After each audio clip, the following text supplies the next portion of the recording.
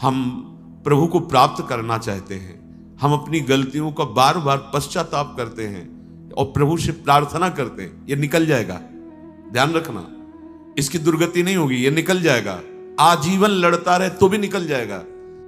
जो सो रहा है उसे तो जगाया जा सकता है, लेकिन जग के सोने का जो नाटक करता है उसे नहीं जगाया जा सकता। भगवन नाम भगवद उपासना की आड़ में वासना का खेल, बड़ी दुर्गति होती है। जैसे कोई कहते हैं कि हम तो ये नहीं छोड़ सकते, विषय नहीं छोड़ सकते। क्या हम नाम जप कर सकते हैं? हाँ, आप जप कर सकते हो। हम कुछ भी खाएं पिए, नाम जप कर, हाँ करो, शुरू करो, क्योंकि तुम कमजोर हो गए हो। ये अपने आप छुड़वा देगा, आप देख लेना। अरे आप नाम जप की बात सुन करके छोड़ दिए, अगर नाम जप करोगे तो आप कितने महान हो जाओगे। कलिकाल का ऐसा प्रभाव, नाटकबाजी बढ़ते चली जा रही है। उपासना की आड़ में वासनाओं का खेल बढ़ता चला जा रहा है। जो उपासना वासनाओं के नष्ट करने के लिए है, हम प्रमाणित कर देते हैं कि नहीं, हम सही हैं, और हम अपनी गलतियों को, अपनी वासना को बढ़ावा देते रहते हैं और बात करते हैं श्रृंगार रस की या माधुर्य रस की, जो सर्वोपरि परम हंसों का एकांतिक रस है। धोखेबाजी मत कीजिए। देखो, हृदय की बात समझना, हम कमजोर हैं, निकल नहीं पा रहे हैं विषय से, पर हम निकलना चाहते हैं। हम प्रभु को प्राप्त करना चाहते हैं। हम अपनी गलतियों का बार बार पश्चाताप करते हैं और प्रभु से प्रार्थना करते हैं, ये निकल जाएगा। ध्यान रखना, इसकी दुर्गति नहीं होगी, ये निकल जाएगा। आजीवन लड़ता रहे तो भी निकल जाएगा।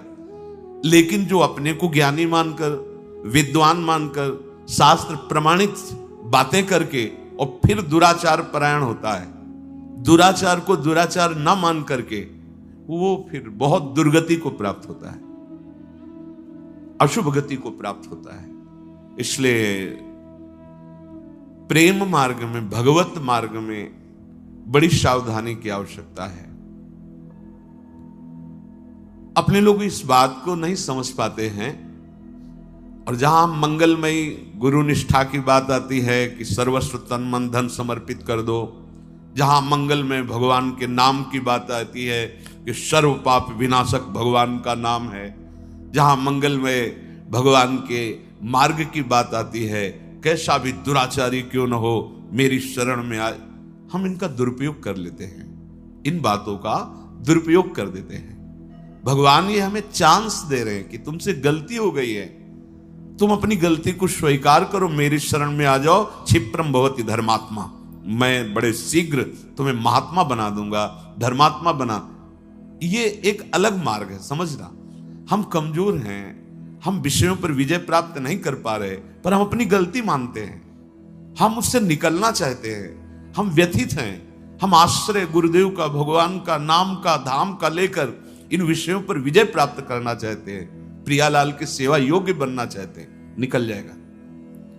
पर जो चतुर सुजान बन करके शास्त्र के शब्दों की जाल को ऐसे रच के और फिर अंदर ही अंदर, तो पक्का दुर्गति होगी। फिर प्रेम की तो बात जाने दो, साधारण गति भी नहीं होगी।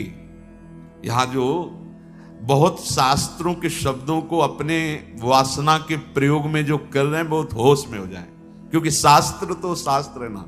कर्माणि श्रुति बोधिता ने नितराम कुर्वन्तु कुर्वन्तु मां गूढ़ाश्चर्य रसासृगादि विषयान गृह्णन्तु मुञ्चन्तु वा। ये जानते हो किसकी स्थिति है? जो स्थूल सूक्ष्म कारण तीनों से परे अपने सहचरी स्वरूप में स्थित है। वो शास्त्र के अनुसार कर्म करें या ना करें, वो विषय सेवन करें या ना करें, जो श्री जी के सुख में निमग्न मन है, वो देह सुख की आकांक्षा करेगा क्या? वो इन नारकी भोगों की आकांक्षा करेगा क्या? पर बड़ी विचित्र माया की गति है कि हम शास्त्रीय शब्दों को अपने निर्विकारता बढ़ाने के लिए ना लेकर विकारों को पुष्ट करना, छुपाना और उनको गुण साबित कर देना, ये बहुत होश में। बड़े बड़ों से चूक हो रही है, बड़े बड़ों से चूक हो जाती है, बड़े बड़ों से चूक हो जाएगी, इसलिए सावधानी की जरूरत है। प्रभु को कपट नाटक अच्छा नहीं लगता। अगर यहां कोई बात हृदय में आ रही है तो हम, वो जिससे मशीन रखी हो तो तरंग पकड़ती है, ऐसे हृदय पकड़ता है।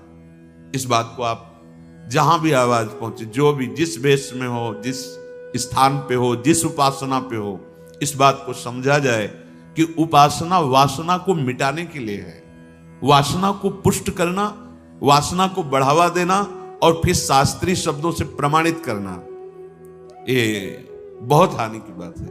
इसलिए सारी की सारी विवेक शक्ति विषयों पर विजय प्राप्त करने के लिए है। यही तो बंधन है, यही तो देहाभिमान को पुष्ट करता है। प्रेम अमी चाहे पियो और करे विषय सो नेह। बोले हमारा तो प्रेम मार्ग है, तो बाहरी शारीरिक श्रृंगार, शारीरिक स्पर्श सुख, ये तो साधारण भक्ति मार्ग के एक कदम चलने में ही ये तो सब फीके हो जाते हैं। प्रेम साधारण भक्ति, असाधारण प्रेम मार्ग की भक्ति, रागानुगा भक्ति, सहचरी भाव की भक्ति, ये तो बहुत ऊंची बात है। जेव ही कदम भक्ति मार्ग में रखता है उपासक। आप देखो, अभी भक्ति नहीं शुरू हुई, कई ऐसे एकांतिक में आते हैं कि हमने केवल सत्संग सुना है, सब छोड़ दिया, गंदी बातें छोड़ दी, गंदे नशा। प्रणाम करते हैं उनको कि वो अपने मंगल के लिए कदम उठाए। आप विचार कीजिए, उसने अभी अनुष्ठान नहीं किया भक्ति का, उसने जीवन का लक्ष्य भगवत प्राप्ति नहीं बनाया, उसने कोई वेश परिवर्तन नहीं किया, केवल सत्संग सुना और निंदनीय विकारों को त्यागना शुरू कर दिया और एक प्रेम की ऊंचाई पर पहुंचा हुआ। बात समझ में नहीं है। इसका मतलब है तुमने पीतल को सोना समझ लिया, अभी स्वर्ण नहीं मिला तुम्हें। सूर्य का उदय हो और अंधकार बना रहे तो सूर्य नकली है, असली सूर्य नहीं है। असली सूर्य भानु की उदय होने पर जैसे तम अंधकार का नाश हो जाता है, ऐसे ही भगवत भाव उदय होने पर देह भाव लय हो जाता है। देह भाव ही अंधकार है, भगवत भाव ही सूर्य की तरह प्रकाशित होने वाला है। प्रेम अमी चाहे पियो करे विषय सो नेह। बस यही बार बार इसलिए रुक जाते हैं कि इससे आगे बढ़ना नहीं हो पा रहा, यही सब यही मार के गिरा दिए जाते हैं। इसलिए प्रेम मार्ग का प्रवचन नहीं होता।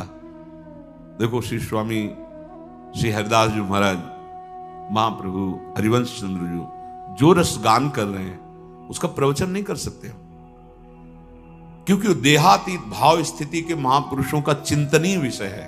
ये देहाभिमानी विषय भोगी पुरुष उस अद्भुत एकांतिक प्रेम रस का कैसे परिचय? पहले तो भक्ति का रंग तो आवे। यहां ये जो चूक अपने हृदय में हो रही है,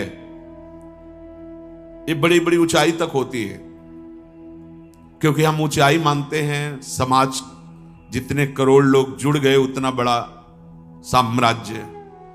यहां ऊंचाई भूमिका हृदय की होती, भक्ति की। हो सकता है तुम जिसे महात्मा न मानते हो, तुम्हारे बगल से निकल रहा है, वो इस कोटि का हो कि ब्रह्मादि उसकी चरण रज वंदना करते हैं। अगर वासना का खेल है तो वो अज्ञानी है, वो कोई भी हो। बातें समझ लेना, ये यहां की बात कह रहा हूं। खूब प्रवचन कर लो, खूब सुन लो, अगर वासना पर तुम्हारी संयमित दृष्टि नहीं पड़ रही तो फिर उपासना का ये स्वांग करते हुए जीवन व्यतीत हो जाता है, भगवदानंद नहीं मिलता है। ये ऑपरेशन है, ऑपरेशन हृदय का।